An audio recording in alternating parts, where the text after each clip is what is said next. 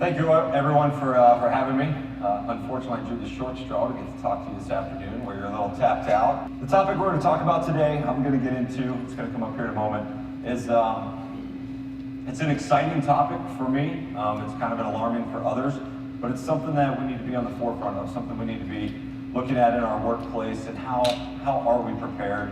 What are we doing as far as our response, and what's our recovery methods? Okay, so my company, Tomahawk Strategic Solutions, we were founded a little over 3 years ago now. And our goal in retiring, let me backtrack for a moment here. Justin mentioned that I medically retired. I did 13 years in 10 deployments, and unfortunately found myself in a situation up at Walter Reed for a month where I was forced to medically retire. I wasn't done serving my country, I wasn't done passing on the knowledge in which I had learned throughout my career. And I said, what can we do? So me and my business partner, who also had to medically retire due to a helicopter crash, said, this is what we want to do. We want to train law enforcement. That was the start. That started taking off really well, and we found ourselves working with corporate training law enforcement. It was something we'd done throughout our careers, going from city to city to train in that city so that we could be prepared. We could be ready to have a proper response when we were going to conduct our job. We needed different formats. Those cities became our playgrounds. Often we trained with law enforcement. We would give back by having them to our command to train. Well, when you're traveling 220 plus days a year, unfortunately you can't always be there with those units that are training or that are helping you train in their cities. So we founded Tomahawk. In doing so, like they would facilitate us in corporate facilities to get different looks, different training, we said we want to do the same for you. We want to come here and be your action arm to get into those facilities, to streamline your response, not only in, say, a hostage rescue situation, but an active threat, active shooter situation, or any other situation that may arise. So we quickly found ourselves working with law enforcement corporate. If you've been by our booth, we titled that Bridging the Gap. Why do we bridge the gap? Because at Tomahawk, we didn't found the company with just a vision of hiring military folks. We're a little over 40 strong. We have active and retired military, active and retired law enforcement, across the U.S.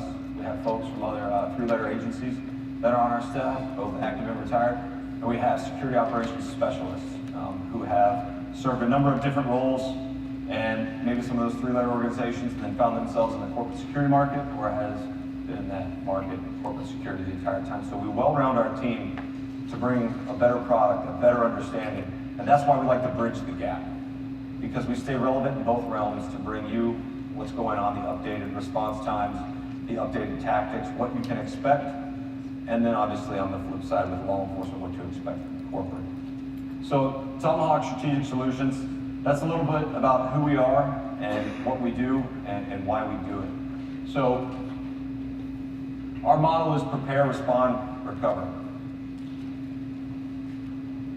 You talked to Coop, or you heard his speech this morning, you heard him talk about mindset.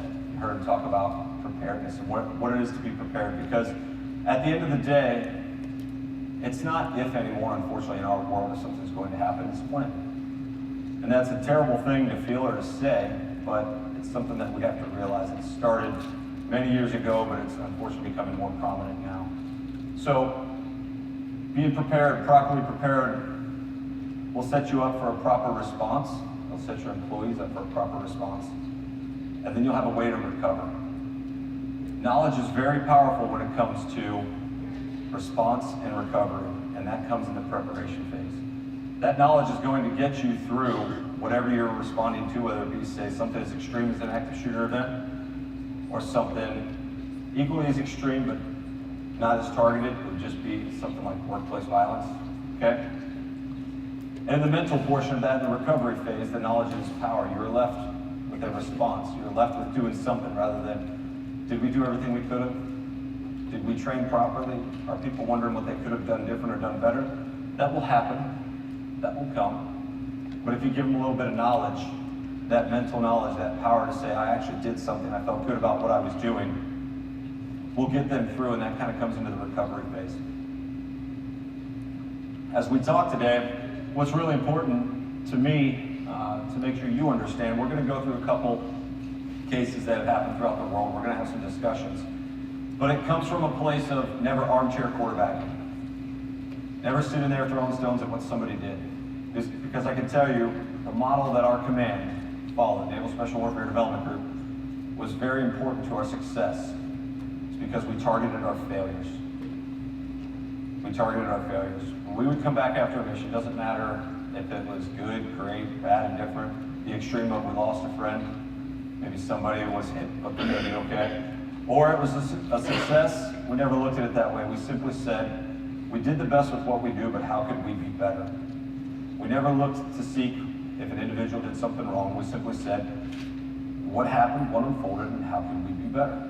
We call that the after-action review. So when we go through some of these slides and some of these cases, we're going to be talking in that form, the after-action review. We know they did the best with what they knew at the time and how they did it, but now that we're in a place where we can learn from it, let's learn from it. Let's be greater, and let's be prepared, okay?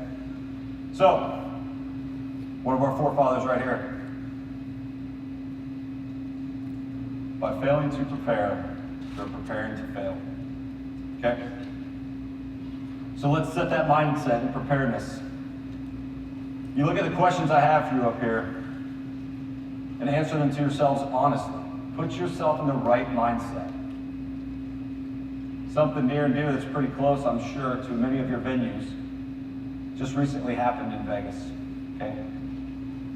Route 91 Festival. I think a lot of folks might have not answered the first question honestly to themselves before that, maybe not here, okay? A lot of people get very comfortable in their environment. What do I mean by that as you look at these questions? Went to work with a private school out west here and worked with them for actually a long period of time. It was over a few months and ultimately came to some training, a little bit of advising and some things that we were working on with them and their teachers and their very unique layout for a campus and what they had for the children. Putting them in the right mindset was kind of interesting. I think we might naturally assume that teachers are thinking something along the lines of an active shooter or school realm, right? You think about Newtown. You think about Virginia Tech. You think about some of these cases where you would assume that would resonate with them. Well, their work environment is no different than my work environment or your work environment. They're comfortable in their space and they understand it. And they answer the question when it comes on a topic like this of, I never go into a movie theater feeling the way I used to always feel, ever. I'm always on alert. I'm always doing this. I said, well, that's very interesting. Do you do that at work? The answer is no. It's not to talk about this in a sense of being paranoid or any of those things. It's just being aware, just aware of our surroundings. So when I say being aware of your surroundings, I said, well, why don't you do that? Well, it doesn't feel the same. It doesn't seem right. So well, why not? So far we know of one theater here in the United States, and we know of how many schools. The school is your environment. You have to understand that we can't be just comfortable where we're at. We always have to look for something better so that we can be a little bit more prepared, a different way to train, and we're going to go through those, okay? So, I'm sure everybody's read the questions. Think about these, we're going to reference them.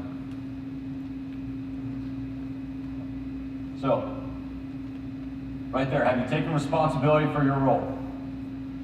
There are three major parties that are involved in any situation. Active threat, workplace violence, something. The threat is training. The threat, that's the individual, whomever it may be, that is wanting to do harm.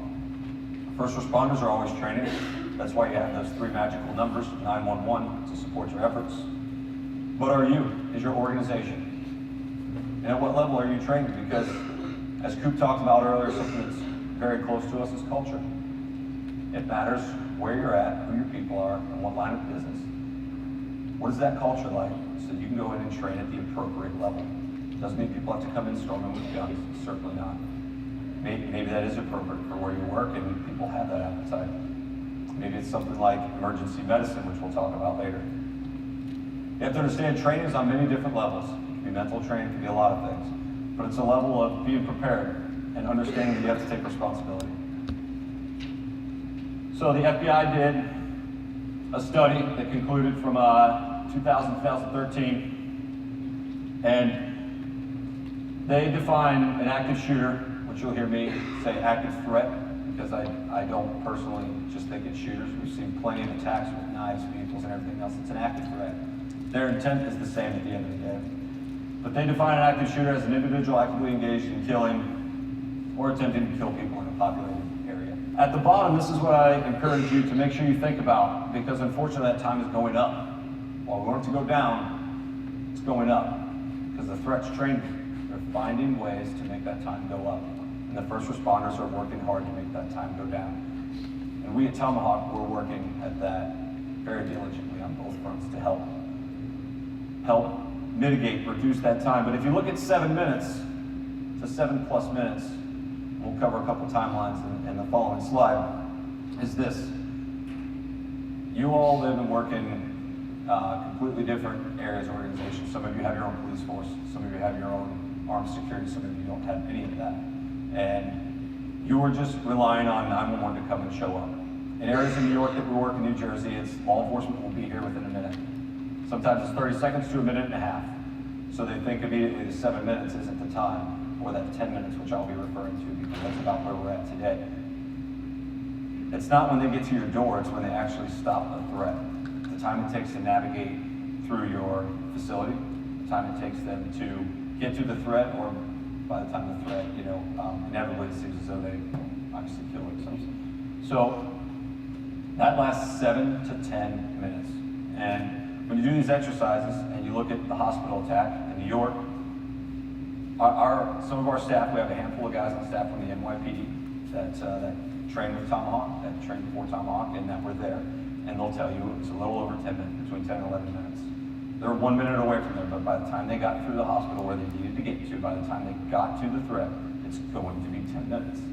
That's a very long time. So in that 10 minutes, what are your people doing? What are they doing? How are they sustaining? How are they getting through that situation? Personally, mentally, physically? How are they getting through that? Because 10 minutes is what you own. It's unfortunate, but that's the reality of what we're talking about here. It's 10 minutes that you own. So in that 10 minutes, how prepared are you? I put this up here, incidents with the highest casualty counts, because, not because it's what they wanted, but because it's important for us to learn from, okay? Important for us to learn from. One of the first guys we brought on Tomahawk full-time, he's our senior instructor. He's a phenomenal gentleman. Spent 14 years in law enforcement, retired. Spent 14 years in the military, retired. He was a first responding officer to Virginia Tech, and not only was he the first one, he was one of the first 4 guys there. He just came off a shift, responded right away, was in the stairwell when Cho actually killed himself. He hurt his final rounds as he was making his way up to interdict Cho. He's got a lot of great lessons learned from that situation.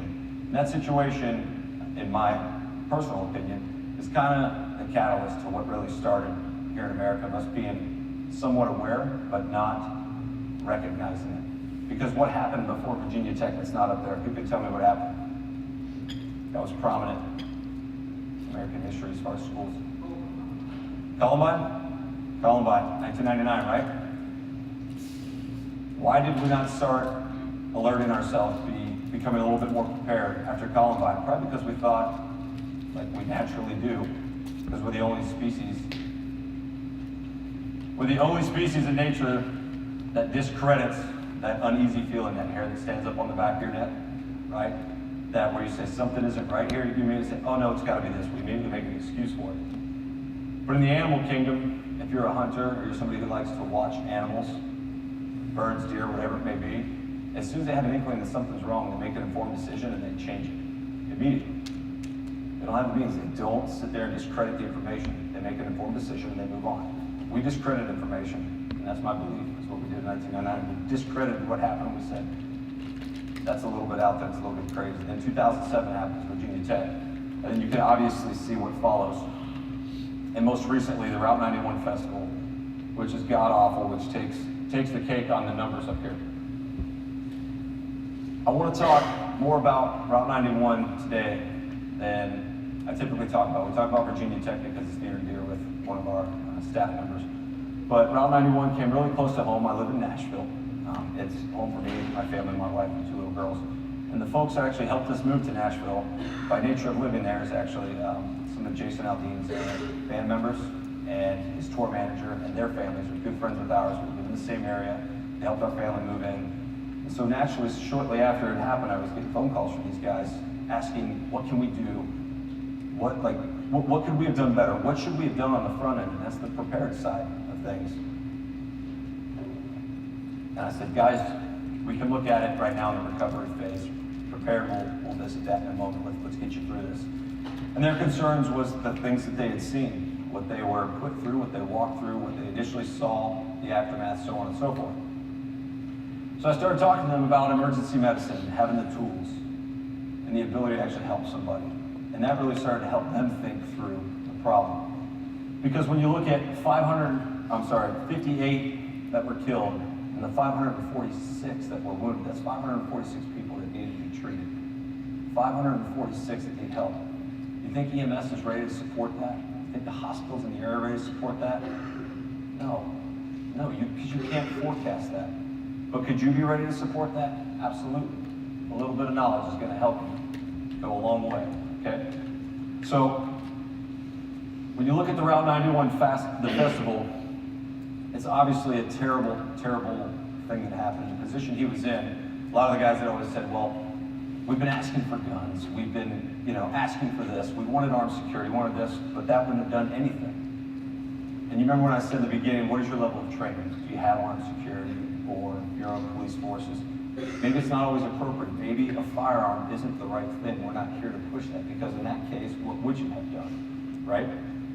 But the knowledge that is power to maybe get out of that situation, what we call in my old line of work, which was the fatal funnel, the area in which somebody could be shooting that is the most deadly, to getting out of there and then having a proper response to start treating people, to help that 546 number the 58 number not increase, and that 546 number to encourage that, 58 number increases. Does that make sense?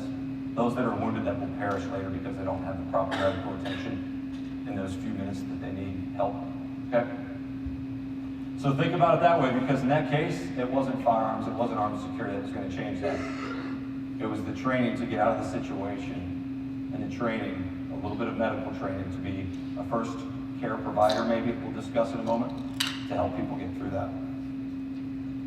So, I said it on the last slide, I'll say it again, this is exactly what they wanted, and we're not going to give it to them because they want it, but we want to recognize it. So I ask you, are these terrorists or are they active threat? Or active shooters, the FBI's decided? Which are they? In America, we say they're active threat. I personally don't care, because it's the motive. Those terrorists are active threat, they're trying to achieve the same outcome. So I don't really care who's deemed what. But you look at James Holmes from left to right here, James Holmes from Aurora, Colorado, Joe from Virginia Tech, Adam Lanza from Newtown, and then most recently Stephen Paddock. But in your organization, you look at these individuals on the top. Do they look like the person they became down low?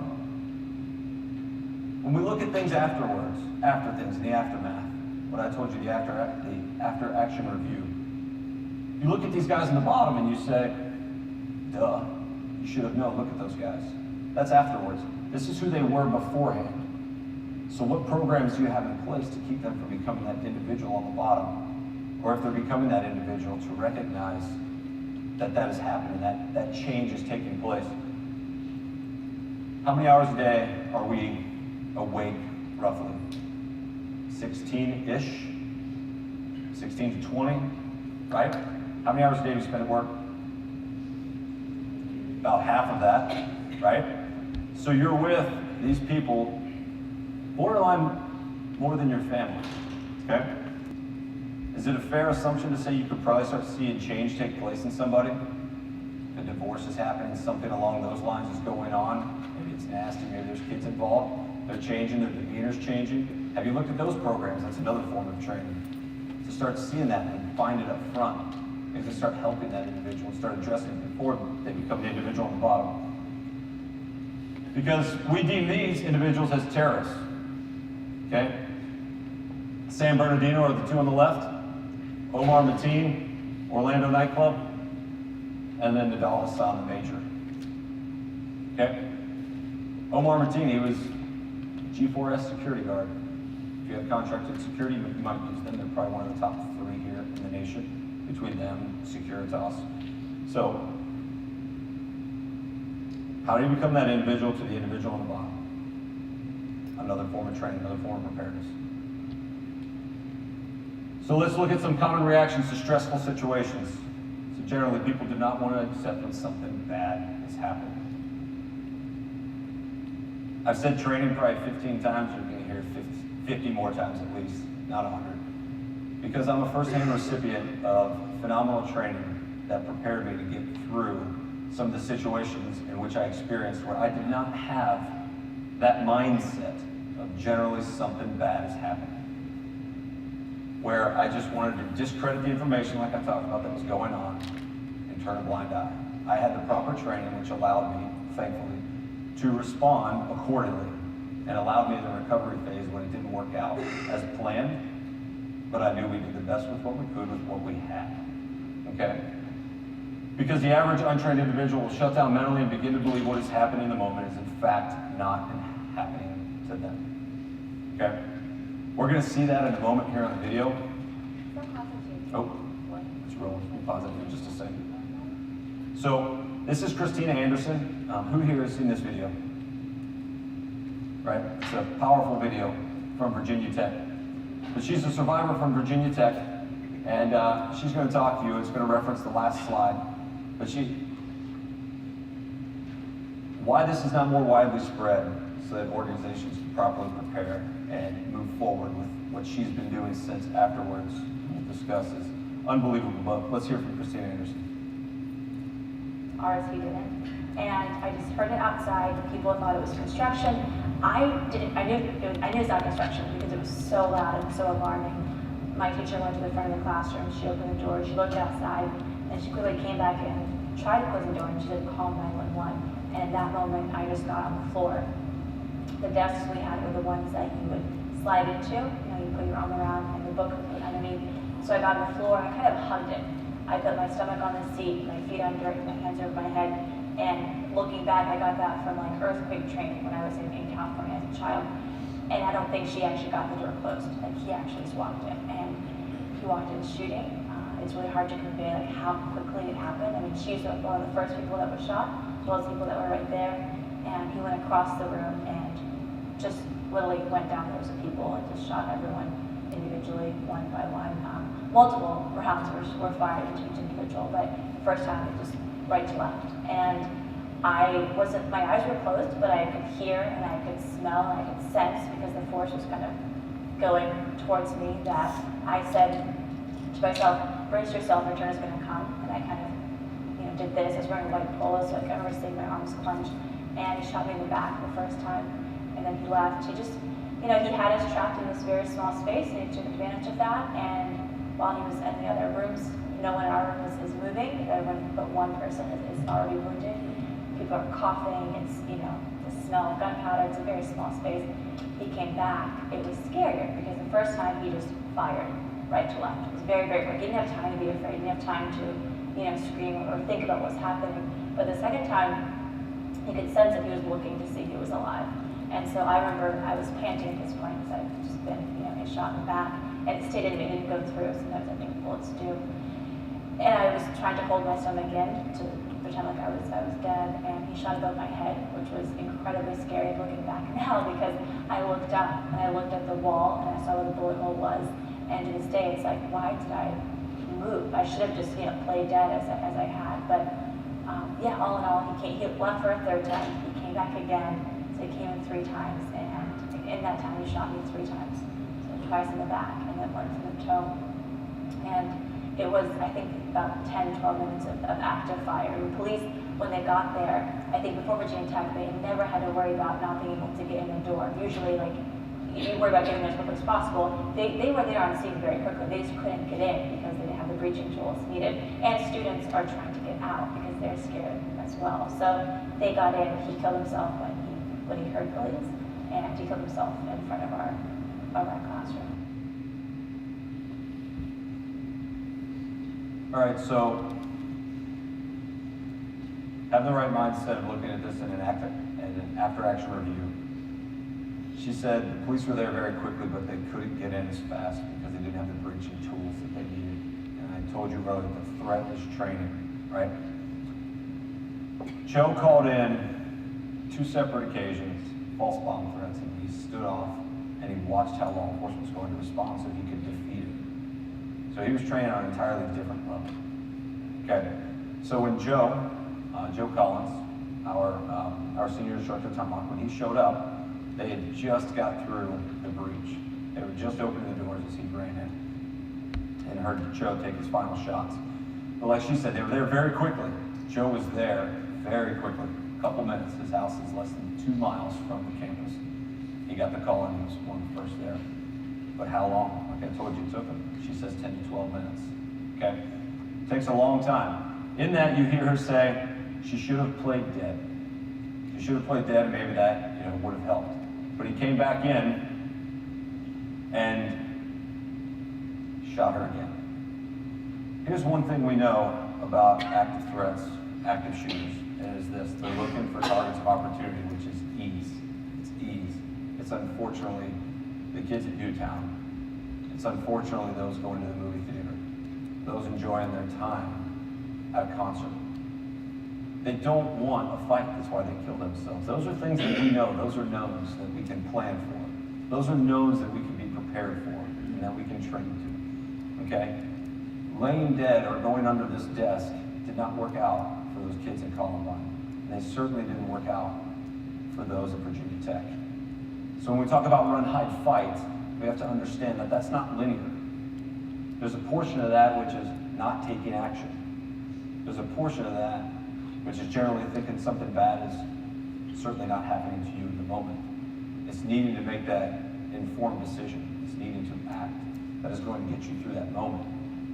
Because they don't care if you're laying there playing dead or whatever the sort. They're going to make sure they can finish their mission until they decide to end their own mission, because they have a tendency to not wait until law enforcement ends it for them.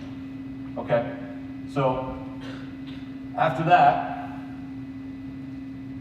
kind of started to gain a little bit of traction as far as active shooters, active threats in the world, and they started evolving, started doing things a little bit different, a little bit more dynamic. Now we're worried about vehicles like they were in New York. We're worried about vehicles like in Nice. Worried about knives. Still have to worry about firearms. But what we need most is everyday folks like ourselves and our organizations to take action. To take action so that it will end quicker. Because you can't just rely on those 3 magical buttons, 911, to end it for you. Because if you don't, you gotta wait 10 minutes until it ends. The organization we were working for, they had been through already one scenario at the time. And this was, again, I said there's different training on different levels.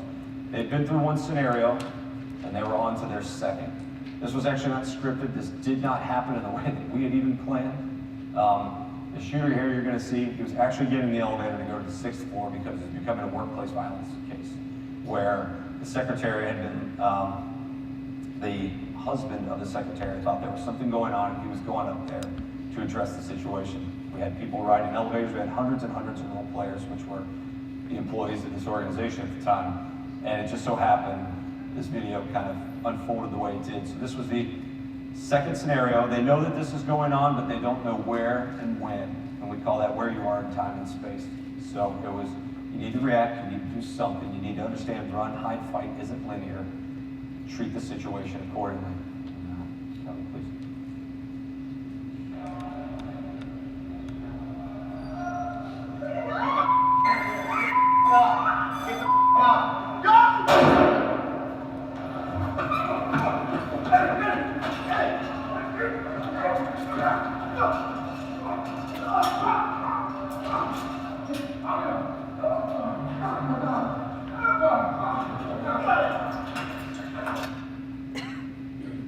A lot going on there. We certainly don't encourage that being your option right out the gates. The point of showing the video is this: where are you in time and space? So let's talk about that. The elevator, people are coming down the elevator. Where are they going to run to? Where's the only option to run to? Past the threat, past the shooter, right? So you have to make a decision. Do you think you're going to outrun a bullet? Do you think he or she is not going to choose you over the other? Those are all things that are the unknown. What do we bet on? The known. The information that's coming in right now. This door opens and I have somebody there with a firearm. I can turn my back and run and hope, or I can try to fight my way through this thing. And now I'm not hoping, I'm actively engaged in doing something that could better the outcome, and hopefully people come help me. Or hopefully I'm victorious, but I'm not just hoping as a learner. Yes, please, I'm sorry, absolutely. did you say this was a training exercise? This was absolutely 100% a training Okay, exercise. so would a threat like that otherwise have shot the guy who brushed him, or? That could have happened. Clearly with something like that that goes off, you don't want to point at people or anything just for safety measures. And we informed them of that in the after-action review that we do after the scenario. We say, listen, you know, that person could have went down in front of you, would that change other people's reactions? At the end of the day, if that individual who ran at him were to be engaged, do we know that that would have been life-threatening or fatal? We couldn't make those determinations based on the skill set of the shooter. We just wanted to talk to them about the action in which they took and where they were in time and space was probably most appropriate, for the simple fact that if somebody is this close to me, like they were coming out of that elevator, I don't have many choices. So I have to make one or the other.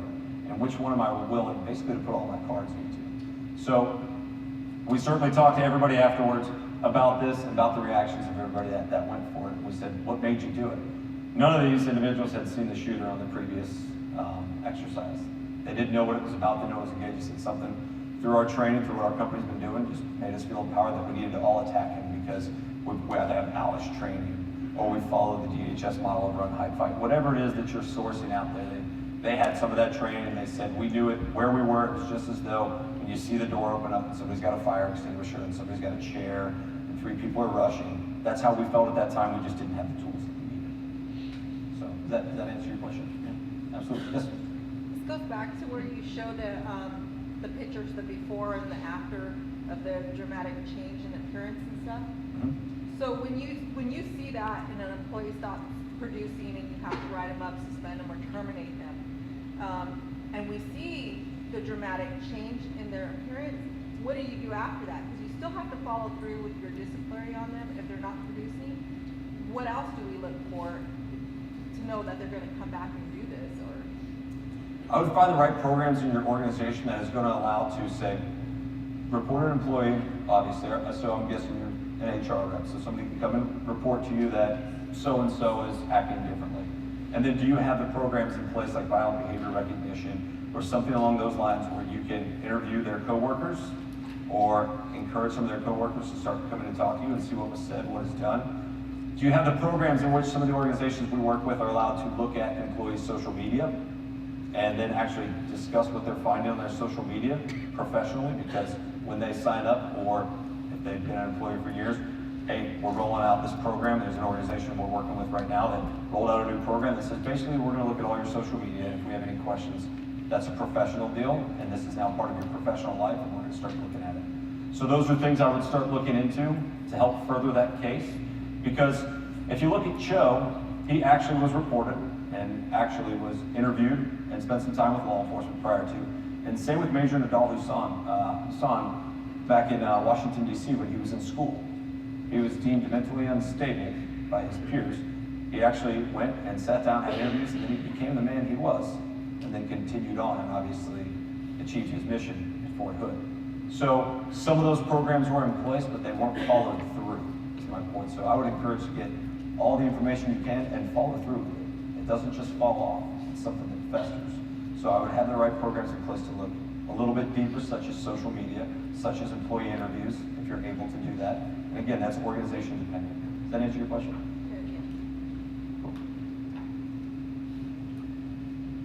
So, my best friend, co-founder of Tomahawk, our CEO, he goes by Wally. He said this, had a moment of greatness, and I definitely wanted to keep it for a long time, which is do not freeze, react and do something. It is happening. It is happening. Recognize that you need to act in order to survive. Okay? If you've been in a car wreck,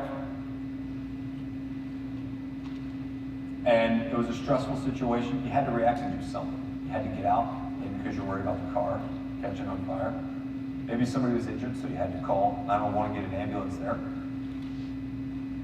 If you look at those cases, or I look at my daughters. I've got a 7-year-old and a 4-year-old. They're insanely active. They love to play in the woods, climb trees, jump fences, and I'm like, if my daughter gets cut on a barbed wire fence, What am I going to do to materially change the outcome of that situation? How am I going to react? I know how my wife's going to react.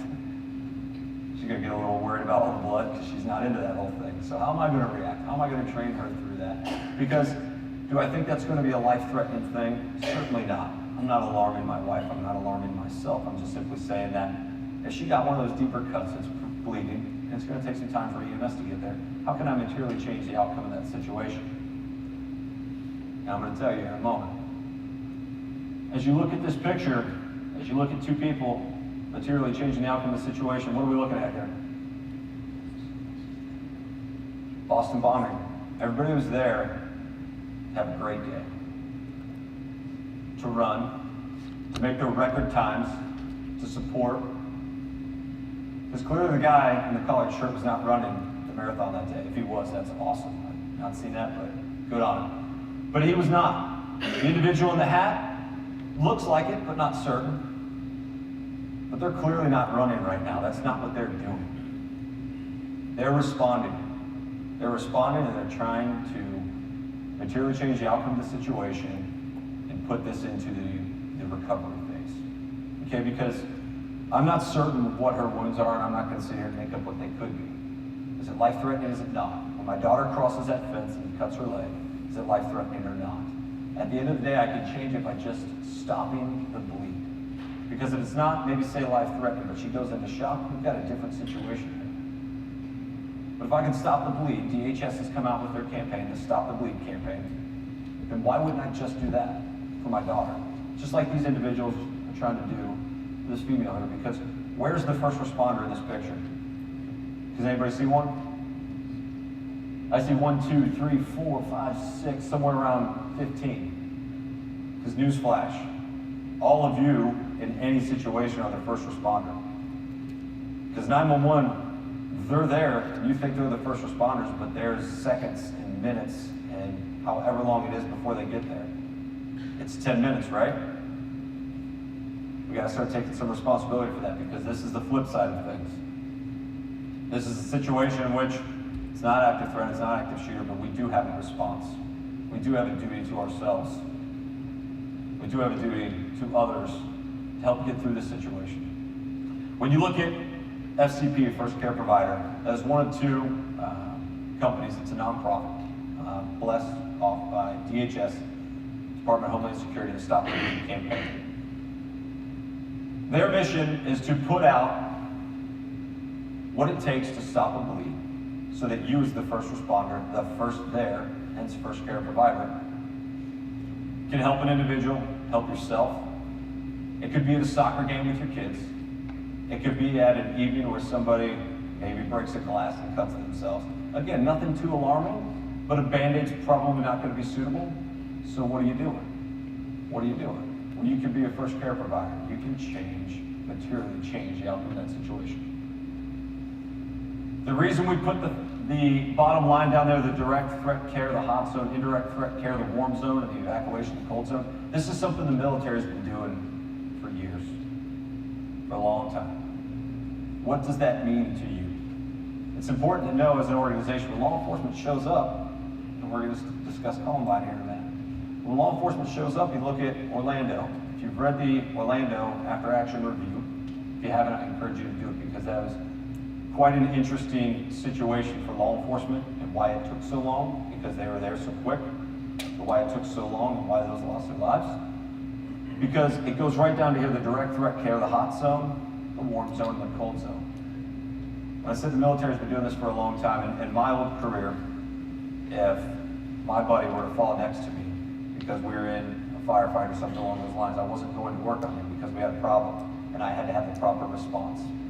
And once that ended, such as the active threat or active shooter situation, once that ended in my world, then I could go to him, or somebody behind me would go to him. Law enforcement started to learn that, started to learn how to do that.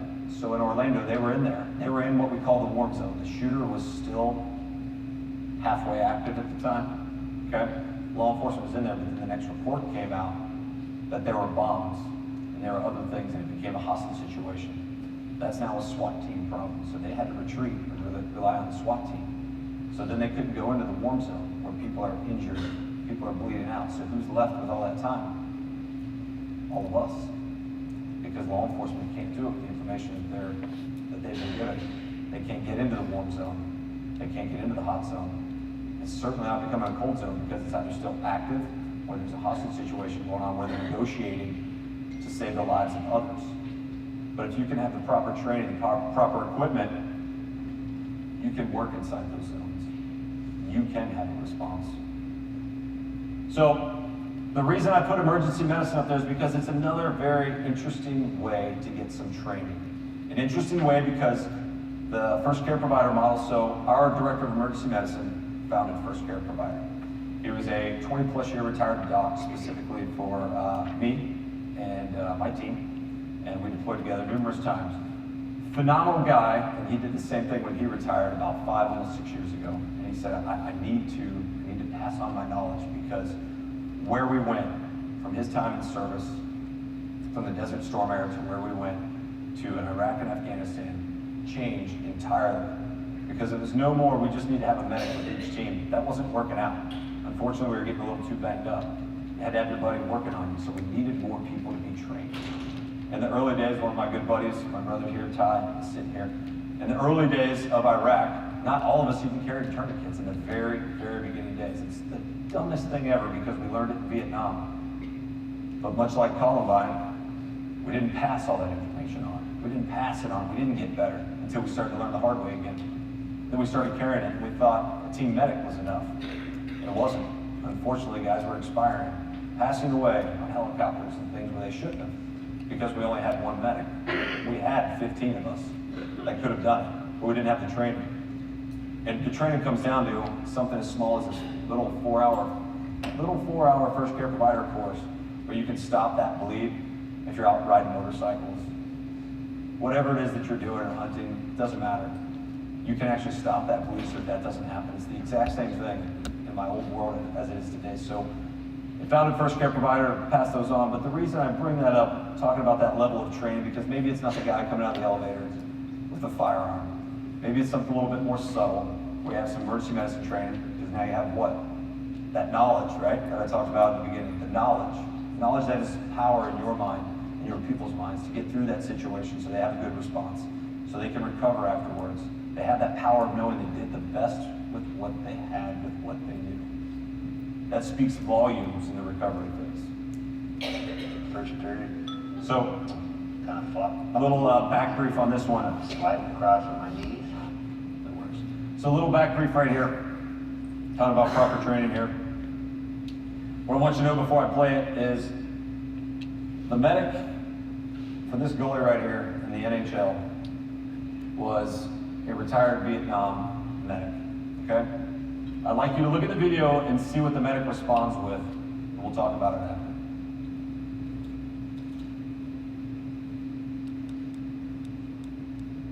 Turn, kind of foggy. I'm sliding across on my knees. My defenseman was kind of holding the guy back and running towards the net. Pass came across to that guy. My defenseman was holding back. That guy kind of flipped up. Skates came up. You know, your reflex. You know, I see skates. You move. And I exposed my whole neck, and that skate just cut my neck. Into the Buffalo zone, one hard goes to the corner of the fashion. Oh, wow! Oh, God. Oh, please take the camera off and don't even bring it over there. Please, my God. Oh, my God, what happened? We all heard, you know, if you cut a jugular vein or a carotid artery or, you know, something like that, that you only got minutes, 2-3 minutes. So, this is it. Jim Pizzatelli was the trainer, and he put the pressure right where you got to stop that bleeding. He was laying on top of me, not laying on top of me, but pushing, like, you know. He said, "You need a breath, son?" I said, "Yeah, I need a breath." And he'd let off, and the blood squirt. And I'd take a breath, and then he'd just push all of his body weight he could on me. Just saw the medic run out there with a towel. What do you use towels for? Dry yourself off, right? Soak up the water. How often, if you look at some of these Boston bombing pics, and no fault to any of these folks, that are responding with the hand towels they had are putting him over there to try to stop. It's not something that stops the bleed. The medic went right to work. He was bleeding from the neck. You're going to be able to put a tourniquet around somebody's neck? Absolutely, you definitely can. He's probably not encouraged, right? But he skates out there, and he takes his 2 fingers and just simply stops the bleed. And he's obviously alive today when he thought he shouldn't be. These are things that apply in everyday life, that when you're looking at that training, you can soften up for your organization if they don't have the appetite for talking about active shooter, active threat. That will help you get through, because it's situations like this that you realize first care provider and that level of training applies in everything you do in everyday life. So does active threat, active shooter training, such as the gentleman. He is a gentleman because it's Joe and he was training in front of the elevator there. But if you don't have the appetite for that, then you can train on a different level here where people have a little bit more knowledge. Okay. Who recognizes this sign? Anybody recognize this? So as you look it up later, because I know you will, on that sweet thing called Google. This is from, it's conflicting reports. It's either 1 or 2 students, and they call on them either Boy Scouts or Eagle Scouts. Not certain whether the 1 or 2 made it to that level. But this is the sign they hung in the window to let law enforcement know one's bleeding to death. It was the hero teacher, Dave Saunders, who was credited with escorting hundreds of students to safety. And then when he was running back, unfortunately he was shot. Well, 1 or 2, we're not certain, of those students were in the classroom and saved his life for over 2.5 hours. It kept him alive because they were able to stop the bleed. You heard me talk about the hot zone, the warm zone, and the cold zone. Unfortunately, that wasn't a thing then. That was 1999. We hadn't learned that yet overseas like we have through Iraq and Afghanistan, the other theaters. We hadn't learned how to have that. Because what did law enforcement do? The best with what they knew at the time. They came in, they had all the students get out. Get out, get out. We have a teacher here, get out. And they're escorting them to safety because they want to make sure they're safe. And they're looking for the threat. Well, as they're looking for the threat, unfortunately, the teacher loses his life. After being held onto for that long, he lost his life. If they had the proper tools on site, would it have changed? I don't know. That's armchair quarterback, and I won't play that game. But if they had the proper tools and they had the proper training, could that situation have been different? Possibly. We don't know that. Possibly. But we learned it then. I'm sorry, go ahead.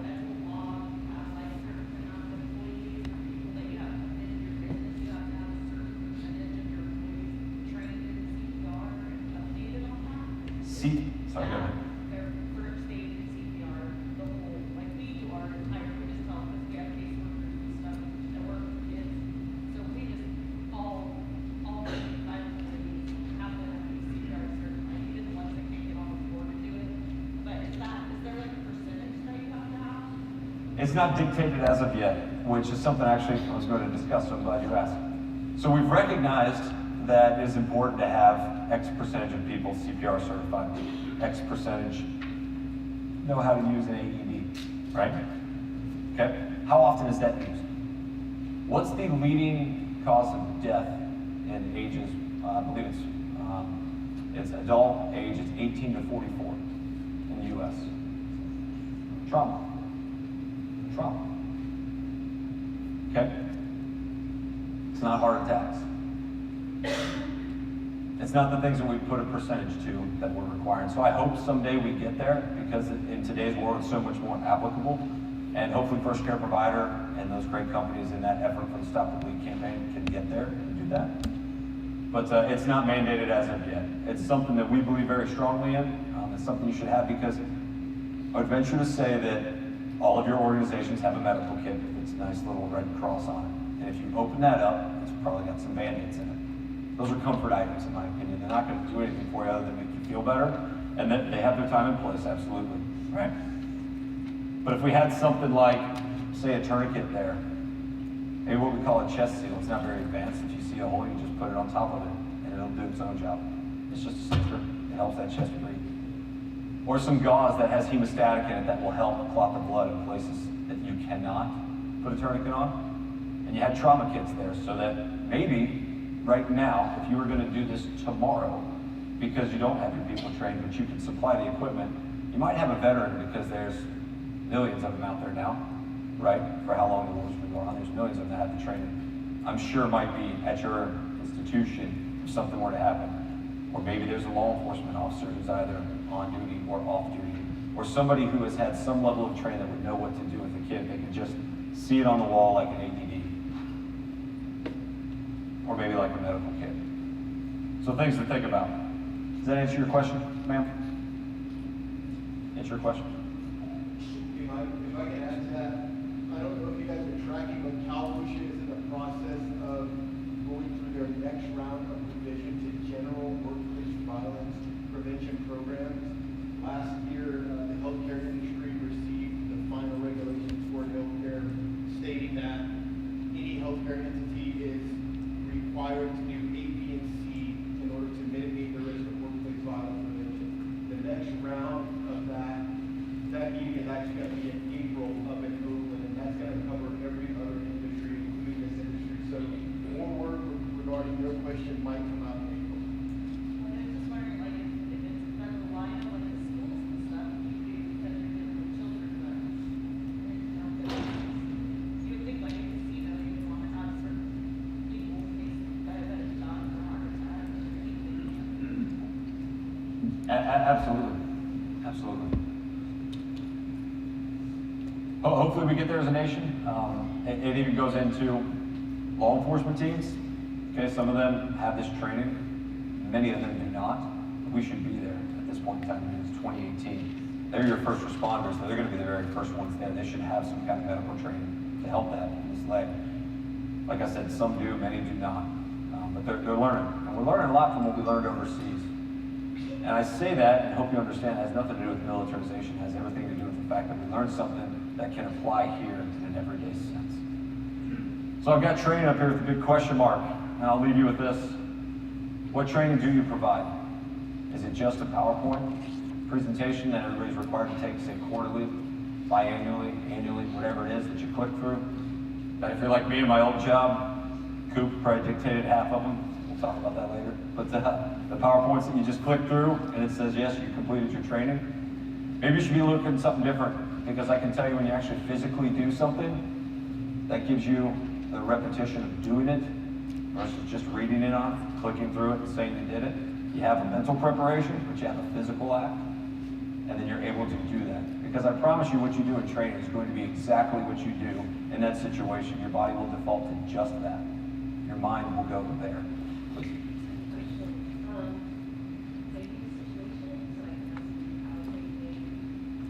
Certainly. Sure. Okay.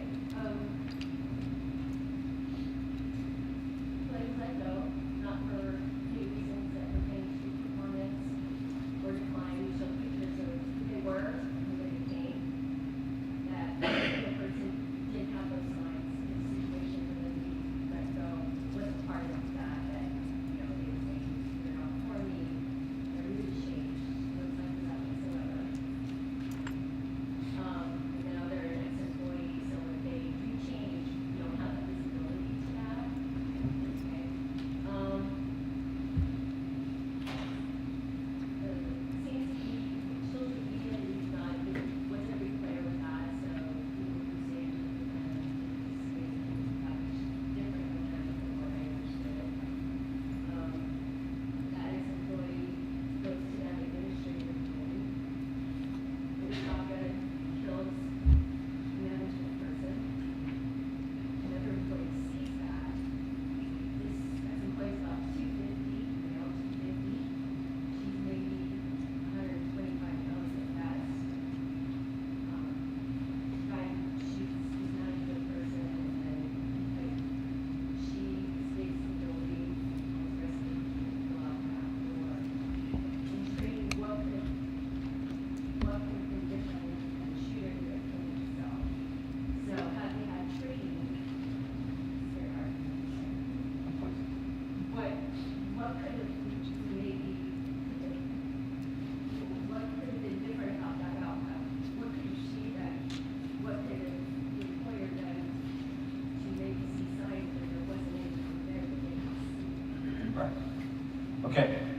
Can everybody kind of hear the question? Okay, I'll summarize it. Long short, there was an incident. It was an employee who was let go. There was no signs of them becoming that individual that we put up on the screen. So they were let go for performance issues, correct? Or just let go generally? Yeah. Okay. But those that surrounded that individual, that knew that individual, social media, so on and so forth, hadn't seen any changes. The individual comes back with a shotgun and is a male, approximately 250 pounds, so a bigger gentleman, and unfortunately kills someone, and then there's about a 120-pound female who sees it and now has to make a decision. And then, did she make it through the situation, or was she? Yeah, she got out of the building, was able to let the rest of the people, get out of the building, do a traffic exit. Absolutely. So when asked a loaded question like that, I go to a lot of different things, okay? There are many things you have to look at that says, if we're in the situation, how would our training helped us, is what you're asking. Oftentimes we immediately default to, if we had something, could we, like that situation, could it be prevented? Is what we're wondering, because lives could have been saved. Listen, there's a lot of things out there that we can look at as far as prevention. There's also a mindset that we can look at as though some of these things are going to happen, and it's a matter of when it's happening. That's the training we're looking for to get through it. So there's prevention, but there's also some things like Route 91, in some other cases, people may have not seen that. But given your facility, I'm not sure what it is. If I was looking at it, the way that I would say, and what we're doing is we're really looking at technology to support some efforts, okay? So I don't know how your facility is laid out or what it is, but some of those facilities that you drive into can have a camera right there that has facial recognition technology, and it would alert security that there's an employee who's been terminated on the property. Some properties have a check-in, right? Look at a stadium, right? We're working with one of the NFL teams. Look at a stadium. What do you always see around a stadium? You see barriers, you see some form of barricades. They're pretty subtle, they're concrete, they're centered, but it's just to where vehicles can't get in. They do that for a reason, but they're channelizing. So how is your organization set up? If you have a means of channelizing people before they come in, or it's wide open in the parking lot, when you're talking about something like, and staying on topic here, is the facial recognition portion, how can you get somebody channelized or get to know that they're there before they come in? That's the prevention, trying to prevent it, okay? There's a lot of other means of technology that you could put in to do some of those things. As far as cars, so on and so forth, what they drive, they can certainly defeat all these things, and then we get into, well, it's going to happen because maybe the technology failed. Maybe that car, because you do have scanners, is not their car. So now it is going to happen. If it's going to happen, how are they responding? There's different levels of training, because I don't know what she was trained in. I don't know if she had any training whatsoever. But if she who is there seeing this and sees somebody that is that large and intimidating that says, well, I can't attack him and I feel most comfortable running, then what's her avenue to run? Where is she going to? Is she going under a desk? I certainly hope not. Is she going into a closet that she can't get out of? I certainly hope not. Because what does she not know at the time? Is it targeted, or is this an active shooter? Because there's a difference of somebody being targeted, such as workplace violence, or an active shooter. Those are two entirely different things. Okay, active is the key there. It's active, it's ongoing. Does she know that? No, she doesn't. Not at the time, because she only sees what happens. But the proper training of where she needs to go and how she needs to look at the situation, let's paint a picture in this room. Who's decided how they would get out of this room if something were to happen? I don't live my life in paranoia, I just live my life with an understanding, okay? I know that if something were to happen, I clearly have this bright red sign that in America is a requirement that you have to have an exit sign near an exit. Probably not going to go into any door that doesn't have an exit sign by it, because it's going to be a closet, it's going to be a bathroom, it's going to be something that is not going to get me out of this situation, okay? It's just a level of awareness. So I don't know what training she had, but if she was making her informed decision at the time, if she saw somebody that was engaged, her option is probably to run, because she may not feel comfortable with that type of individual. Where is she running to, and what is she doing, and how is she defending herself doing it? Did she see this glass right here that I might want to pick up and throw before I run out this door? You know what I'm saying? Did the people at Route 91, actually some of the promoters over there, friends of mine, said, did you ever think, the people around you, did you see people running up and over back behind the stage? A lot of people said no, some people said, a couple of people maybe, but they probably hard to do. Why? Why would you not think about that? Because you're not allowed to be there. So when you show up there, you're not allowed to go up behind the stage. You're not allowed to go to the stage. When I show up, that's the first place I'm going. Because I can't get through these 10, 20, 30, whatever, 1,000 people. I'm just going to go up and back. Because I have a level of training. So when I show up with my wife, she's who I'm protecting. Hey, we're going to go over that stage and we're going to get out of this thing, right? Those are the things that I think about just in an everyday setting when I'm at the mall with my children. So her level of training, I'm not sure what it was, but it might have, if she had a level of training, she could have had that kind of response. Me, 250 pounds, 350 pounds, don't care. I'm going to use the tools in which the government has so graciously trained me in, because that's what I'm comfortable doing. But I don't impress that upon anybody, because at the end of the day, that's a situation in which I have been able to validate my training and I feel comfortable with what I'm doing, and that's the skill set which I get to hold. But I don't impress that upon somebody because I can't tell you to be comfortable in that situation. Does that make sense? So there's different levels that would help there, because if she was able to get out of it, and then it ended because, you know, maybe she witnessed him, you know, ultimately killing himself, then maybe she could have went back and maybe helped a friend or tried something, or maybe that was too traumatic and she was just out and gone, but thankfully she's safe, because she has a duty to herself, like I talked about, and then a duty to others. Does that help? I hope? Absolutely. I think I saw one more hand come up. Yes, ma'am. In that Vegas situation where they didn't know where it was coming from, people were being sprayed in every direction, what do you recommend? I mean, I know you said the stage, but in that situation when you don't know where the person is and it's above your head. If I don't know, which has happened to me in my career more than once, and it's an unnerving feeling when, I don't know if you've ever been shooting, but you hear the crack of a bullet, which means it just went ahead and passed you and you didn't know it. You want to figure out where it's coming from. So, in that time and space, right, it's really hard to talk about, because for that situation, those people don't experience that. Unfortunately, I've experienced, fortunately and unfortunately, I've experienced it a lot, a whole lot. There's a lot of value in taking a second to make that informed decision, which buys you so much time on the back end. So I don't discredit it and say something bad isn't happening. I say, okay, that was definitely a gunshot. I have no idea where that came from. I'm going to go ahead and move to this point, which is, it might be behind a vehicle, more importantly, the engine, or the wheel, something along those lines that will stop bullets until I figure it out. But I'm not just going to arbitrarily run. I take a second, and I figure out what's going on, I assess the situation, and then I move on, because you may not know. You may not know, and you don't want to run right into it. But if it didn't affect you immediately, you need to go ahead and take the information around you, which is a lot of senses that you're going to have, which you kind of heard Christine Anderson talk about, which is, you got sound, right? I talked about the animal kingdom. You have a little bit of sound, it's just alerted you. Can you smell anything? Is it that close? Can you see anything? You start taking all your senses in, and then you start reacting. Give it that one hot second so you can make that proper informed decision. Because I can tell you, my friends actually, that were there, had unfortunately an officer take them back through the problem when they assumed that it was all over with because it was no longer actively going on, and walked them past all those people that unfortunately were laying there, or that had lost their life. And that's a lot of things they're trying to get over. Did they have to leave where they were? Did you have to change? That's a decision you're going to have to make. What do I mean? I get often asked, I talk to you about this room. You know, I was in the lobby of a building and it said, okay, we're in the lobby of this building. We're right here at the front desk. If a shooter comes in, I mean, you clearly run straight out the door. I said, absolutely not. We'll go right there to the stairwell and going up. Well, why would you do that? You're still in the problem. Nope, I'm out of the problem. That's happening here on the first floor. I'm already on the second floor. It's a game of, it's something as small as this. It's a game of cat and mouse. I'm just trying to figure out where they're at and what they're doing and make my next decision. If I don't have to leave or move, I don't. Because I'm listening to what's going on around me. I'm trying to see what's happening so I can make that informed decision instead of discredit it and then move on. So it's tough. When you don't know where it's coming from, you have to take that time to take in the other information to go ahead and make that decision. I hope that answers your question.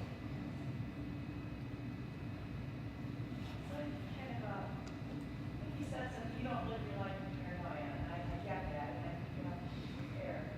And I think one of your original questions on what you do in we are people prepared. And there's defined red ones, and that's what we've had this conversation with our governors today. There's a fine balance between preparing